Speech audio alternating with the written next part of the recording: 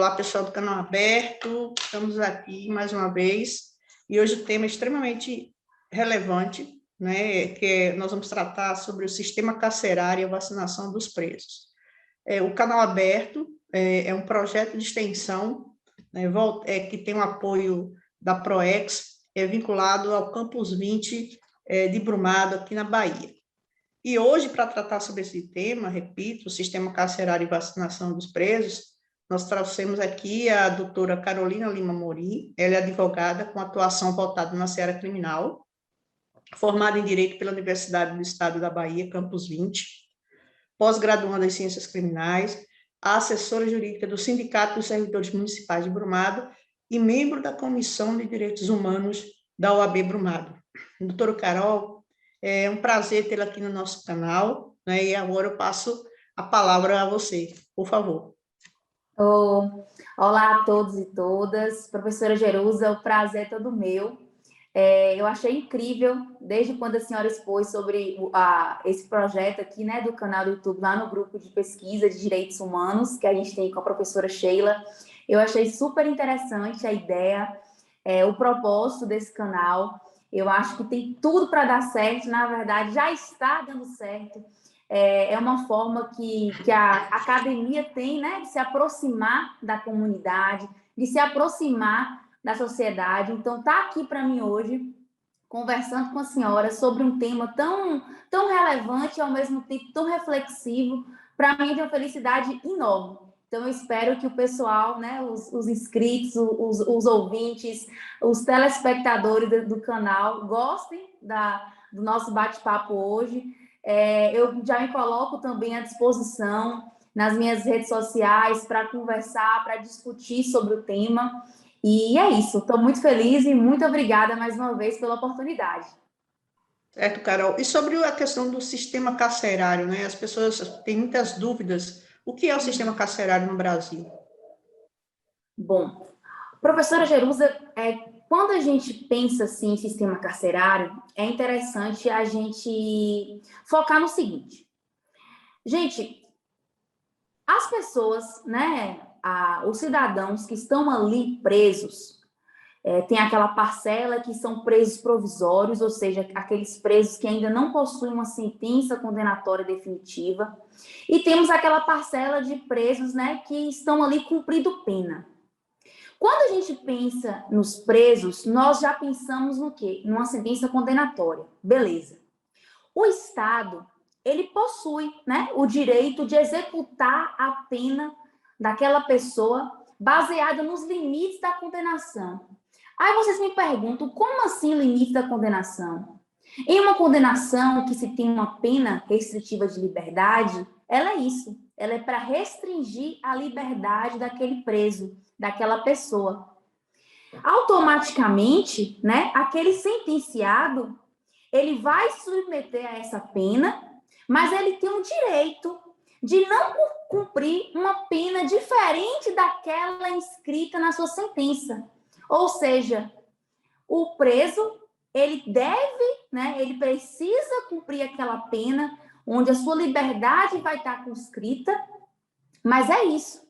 E automaticamente nós temos o artigo 5º da nossa Constituição Federal, o inciso 49, que prevê o quê? O condenado, aquela pessoa que está ali com a sua pena conscrita, que está ali com a sua liberdade conscrita, ela tem o direito, né, à vida, à integridade física, à proteção contra tortura, tratamento cruel, degradante. O que isso significa? O Estado tem o direito de coibir a liberdade daquele cidadão, mas ele precisa respeitar, né, os limites legais. Ele precisa cumprir, o Estado precisa cumprir alguns critérios no momento da execução dessa pena. Beleza. Só que o que nós podemos perceber quando falamos de sistema carcerário e cumprimento de pena é um verdadeiro caos instaurado no Brasil, né? Porque nós percebemos que muitas vezes os direitos básicos, né, os direitos e garantias individuais, eles não são observados, eles não são preservados para aquela pessoa que está cumprindo uma pena. As unidades penais, professora, elas deveriam, né, obedecer àqueles critérios de assistência à saúde, à educação, ao trabalho, à recreação, até porque o objetivo final de uma pena é a ressocialização, é a reeducação daquele condenado para sua reinserção na sociedade. Mas muitas vezes, qual é a realidade que nós deparamos no Brasil? São unidades prisionais onde a dignidade daquelas pessoas não são observadas, onde não existe o mínimo. No Brasil, hoje nós temos, inclusive, a partir de um estudo feito pelo CNJ, né, que a cada 100 mil habitantes nós temos 338 presos. Ou seja, nós temos um número aproximado aí de mais ou menos 800 mil pessoas presas no Brasil. E isso eleva o Brasil à terceira posição no ranking mundial, só perdendo para a China e para os Estados Unidos. Então, o Brasil é um país que se prende muito. Então, o primeiro ponto que nós já podemos observar dentro do sistema carcerário é a superlotação, né? Nós vivemos um sistema carcerário superlotado. Segundo análises fornecidas pelo Departamento Penitenciário Nacional, se nós formos fazer um estudo sobre quem é que está ali preso, quais são os crimes cometidos por aquelas pessoas que estão no sistema carcerário brasileiro, nós temos que 50%, aproximadamente 50%, são pessoas que cometeram crimes contra o patrimônio. 20-30% são pessoas que cometeram crimes ou estão sendo acusadas de crimes envolvendo a lei de drogas. E o restante de crimes contra a pessoa. Então, a partir daí, nós já podemos observar o contexto social que o sistema carcerário brasileiro está inserido. Se nós formos fazer, então, uma análise da clientela desse sistema, nós podemos observar o recorte racial e o recorte econômico. Quem compõe o sistema carcerário brasileiro hoje são jovens, negros, periféricos. Então, nós já temos o extrato do sistema carcerário brasileiro. A par disso, né, o STF, recentemente, em uma DPF, reconheceu o estado de coisas inconstitucional do sistema penitenciário brasileiro. E o que é isso, Carol? O que isso quer dizer? Como assim o estado de coisas inconstitucional?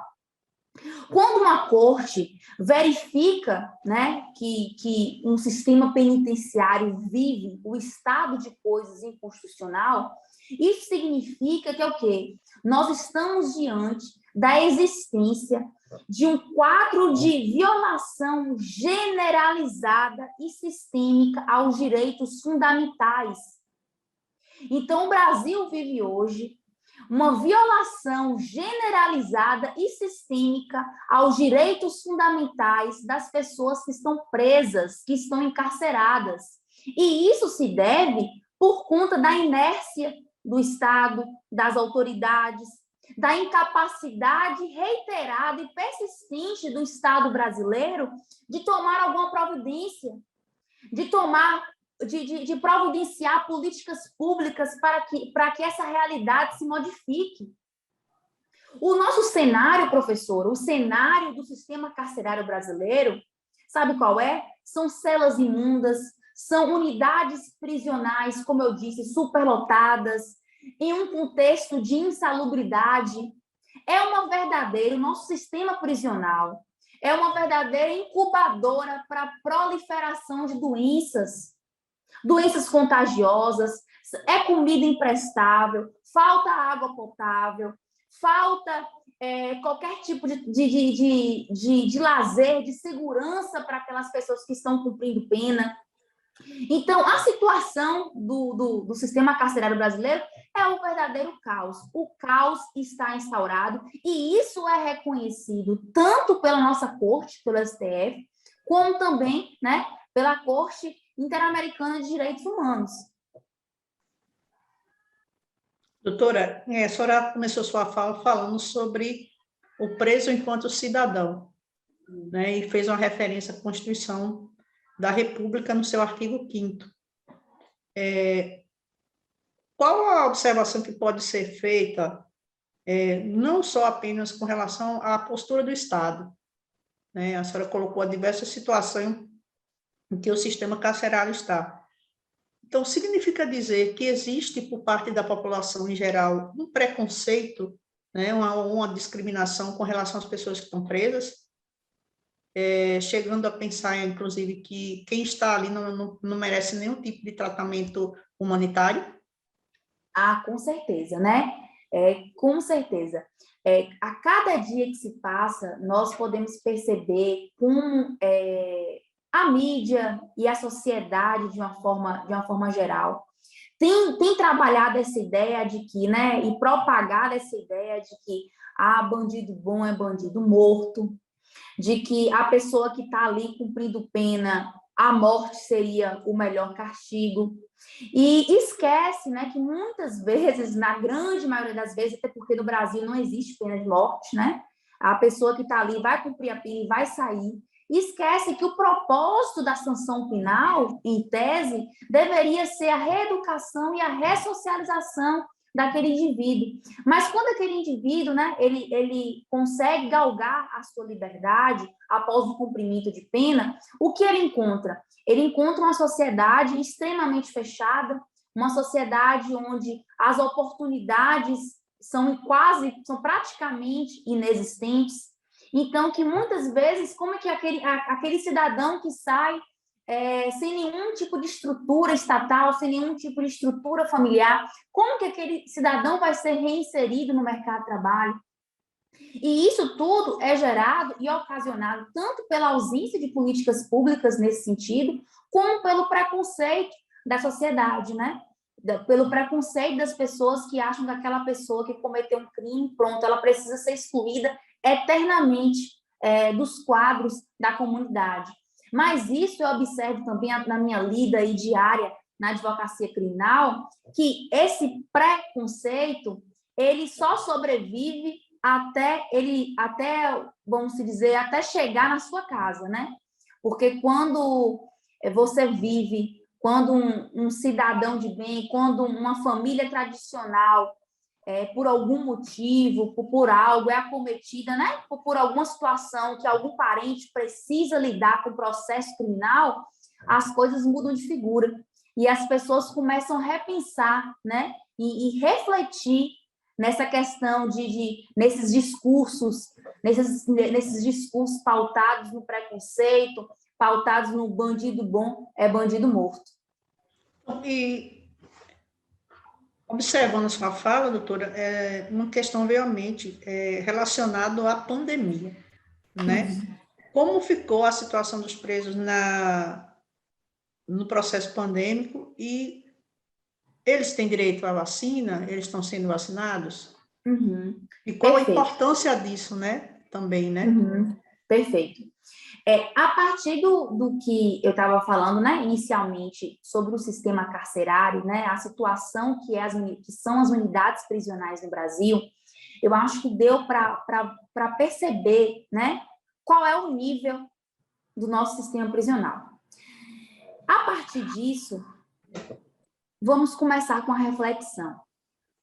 As pessoas que estão privadas de liberdade, primeira premissa, as pessoas que estão privadas de liberdade, elas possuem um risco maior de infecção.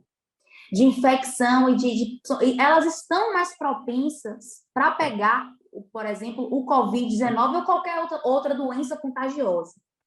Aí vocês podem me perguntar, mas não, e nós, cidadãos de bem, e nós que estamos aí, né, na sociedade, nós também estamos propensos a qualquer momento pegar o Covid-19.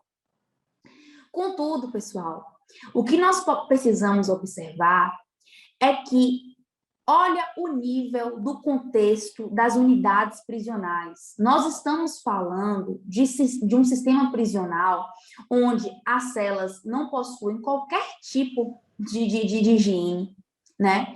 Onde a assistência à saúde é praticamente inexistente. Nós estamos diante de celas que não existem ventilação, são verdadeiras incubadoras para qualquer tipo de doença contagiosa. E isso não sou eu, esse alerta, não sou eu que estou fazendo, né? Teve um artigo científico publicado pela Fiocruz, onde teve diversos pesquisadores, diversos médicos por trás, que é o seguinte, o título do artigo é "Por uma estratégia equitativa de vacinação da população privada de liberdade contra o Covid". Nesse artigo, os pesquisadores defendem o seguinte, que as pessoas que estão cumprindo pena, né, em regime fechado, regime semiaberto, elas precisam ser enquadradas como grupo prioritário da vacinação. Porque essas pessoas, além de terem um direito, de terem os seus direitos fundamentais assegurados, né, essas pessoas estão mais propensas a pegar o vírus por conta do contexto ali da unidade prisional onde elas estão inseridas, e nós estamos diante de pessoas que estão dentro de unidades onde as máscaras só são uso de máscara só quando tem qualquer tipo de contato externo, para uma audiência, para ter que deslocar um preso de um local para o outro, onde, como eu disse, assistência à saúde é praticamente inexistente, onde, quando se fala em álcool gel, sabão, detergente, onde itens de higiene são extremamente escassos. Então, aquelas pessoas vivem em constante aglomeração. Elas não possuem a opção e a possibilidade de se protegerem como nós que estamos aqui fora. Então, todo o contexto, toda a situação onde os presos estão inseridos fazem com que eles fiquem mais propensos ao contágio. E isso nós estamos falando, né, de uma situação evidente, existente, que só basta qualquer cidadão visitar uma unidade prisional para visualizar. Então, medidas de contenção da transmissão que foram feitas por muitas unidades prisionais, como, por exemplo, gente, as unidades prisionais suspenderam as visitas, né? Então, os presos, existem unidades prisionais que os presos estão há meses, há mais de um ano, sem ver qualquer familiar. Visitas foram suspensas, entradas de qualquer tipo de material foram suspensas por vários períodos, foi restringido a entrada de alguns tipos de alimentos.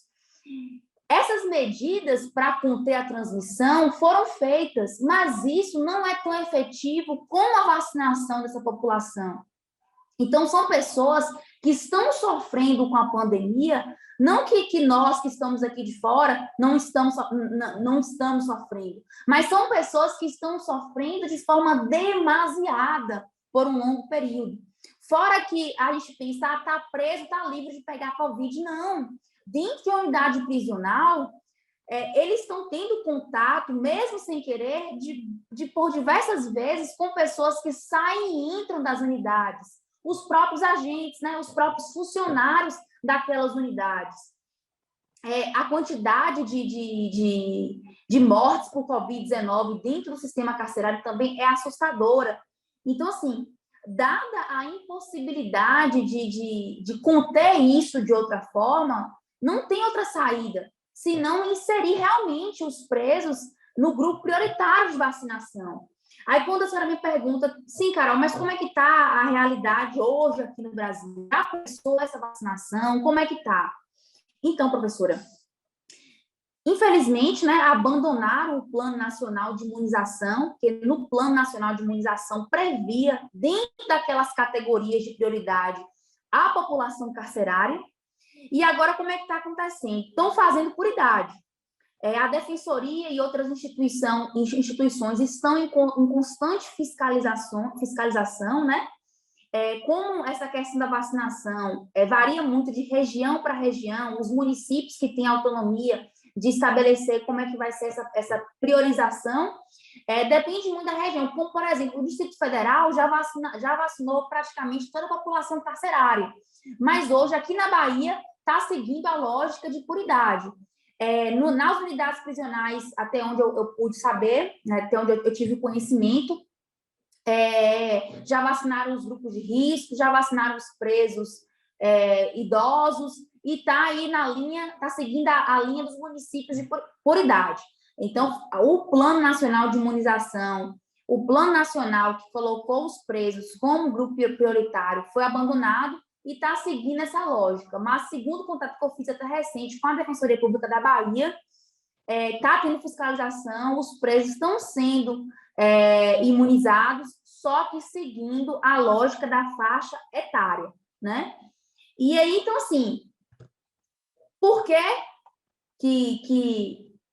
os pesquisadores, por que chegavam a essa conclusão de que os presos precisavam ser grupos prioritários e por que os presos precisam ser vacinados antes ou em conjunto com a população, como está acontecendo agora? Justamente por isso que eu falei, né? Nós não podemos esquecer que os presos, eles guardam e eles precisam ter os seus direitos fundamentais respeitados. Eles não possuem autonomia e possibilidades de se prevenir como nós que estamos em liberdade, né?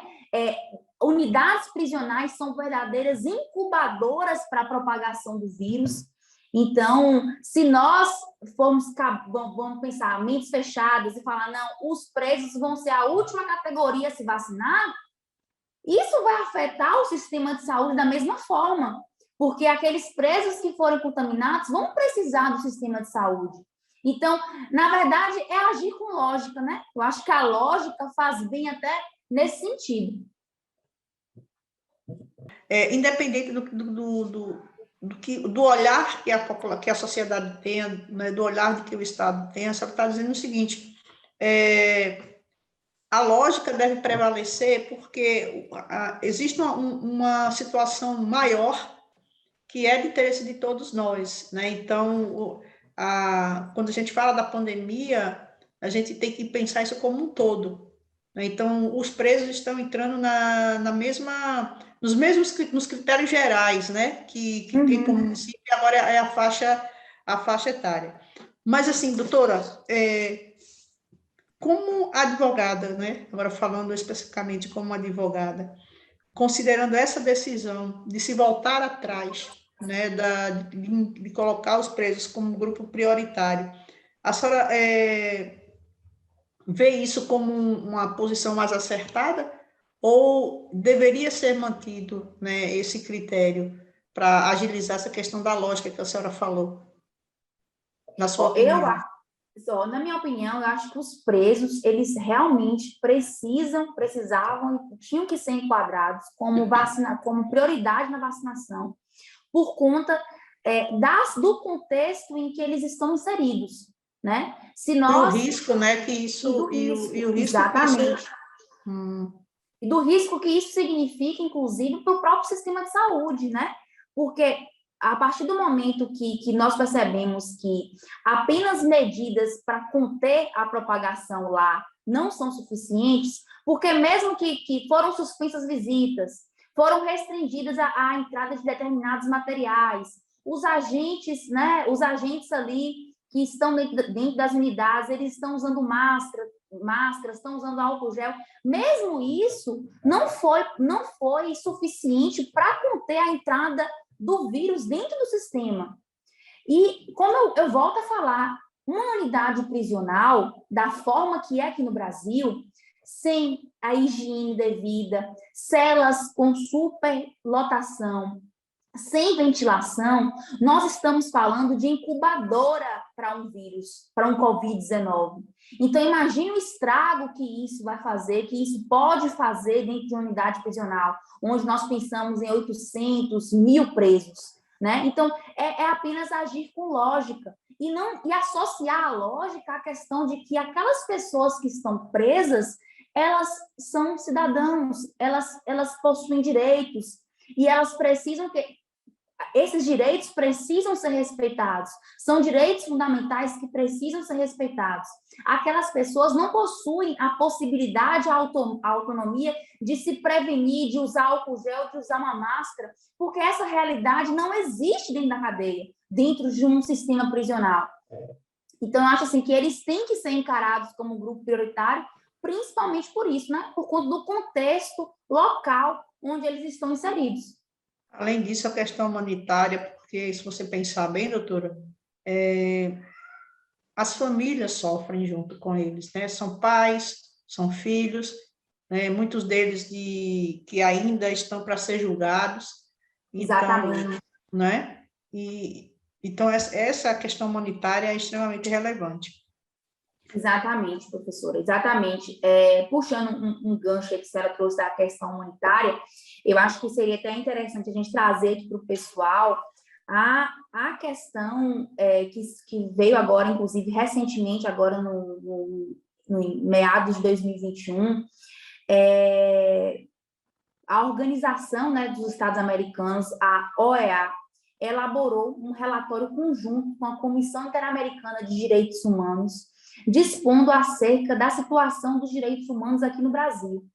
E dentro desse relatório, né, que é um documento importantíssimo que o Estado brasileiro precisa observar, entre a análise dos grupos vulneráveis, foi feita uma análise no capítulo 3 desse relatório sobre as pessoas privadas de liberdade. E a Comissão Interamericana de Direitos Humanos nos relatou a situação que essas pessoas, né, tanto os adolescentes quanto pessoas que estão dentro de algum tipo de hospital de custódia, quanto aquelas pessoas que estão dentro de penitenciárias mesmo, a situação deplorável que né, que o Brasil vive. E a comissão apontou diversas vulnerabilidades dentro do sistema prisional brasileiro. Entre essas vulnerabilidades, um dos pontos que foi trazido pela comissão foi justamente a questão do acesso insatisfatório aos serviços de saúde, bem como a falta de recursos básicos, né, de higiene para uma assistência médica adequada. E a comissão fala, inclusive, da probabilidade de propagação do Covid-19 dentro dessas grandes unidades prisionais. E eles falam também, que foi um ponto que a senhora trouxe, sobre a crescente quantidade de prisões provisórias. Gente, praticamente metade da população carcerária no Brasil é composta por presos provisórios. O que é isso? O que é preso provisório? Como a professora disse, são pessoas que estão detidas sem uma sentença condenatória definitiva. São pessoas que estão detidas por conta de um mandado de prisão preventivo, que deveria ser algo excepcional, né? Que deveria ser uma exceção, mas que, na verdade, vira muitas vezes aqui a regra. Então, a comissão observou também que um dos problemas dessa superlotação está associada intrinsecamente a essa quantidade de presos provisórios. No relatório, a comissão demonstrou extrema preocupação com o Estado brasileiro, né? E deu diversas recomendações que precisam ser observadas.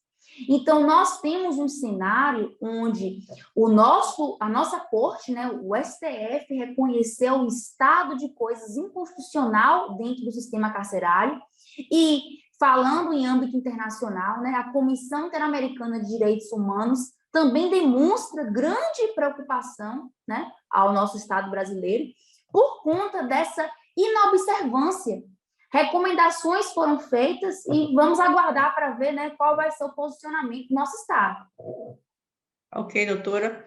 Bom, pessoal, o canal aberto, né, trouxe aqui a doutora Carolina Lima Amorim, advogada criminalista, membro da Comissão de Direitos Humanos da OAB de Brumado, que apresentou para nós o tema Sistema Carcerário e Vacinação dos Presos. Então, a TV Canal Aberto tem como objetivo prestar essas informações de interesse da sociedade como um todo, na área de direitos humanos. E hoje, um grupo de pessoas da sociedade, os presos, né, em razão de sua vulnerabilidade, em razão do que preceitua a Constituição, né, são cidadãos, né, e merecem ser acolhidos dessa forma, pelo Estado, né, que deve cumprir o seu papel, e pela sociedade. Doutora, passo a palavra à senhora para as últimas considerações, e de antemão a TV Canal Aberto agradece por ter aceito o nosso convite Aproveito aqui para que os ouvintes se inscrevam no nosso canal. E agora passo a palavra à senhora para as últimas considerações. Muito obrigada, professora. Bom, gente, gostei muito desse bate-papo. Como falei no início, me coloca à disposição para conversar, para continuarmos essa conversa, né, esse diálogo nas minhas redes sociais. É um tema bem complexo. Eu sei que é um tema bem espinhoso, na verdade, né, quando a gente fala de sistema carcerário e quando a gente traz a pauta de priorizar os presos na vacinação do Covid-19. Eu sei que é um tema muito espinhoso, mas eu sei que esse bate-papo aqui foi um pontapé para a gente começar a refletir e começar a repensar, né, sobre determinadas coisas, até porque nós precisamos reforçar aquelas pessoas que estão presas, são cidadãos, são pessoas que estão ali para cumprir a pena, mas que retornarão, né, em breve para os braços da sociedade. E eu gostaria de finalizar aqui a minha fala com um trecho de um artigo publicado por um juiz da execução penal, que é bem conhecido por conta do seu posicionamento dentro do Poder Judiciário, que é João Marcos.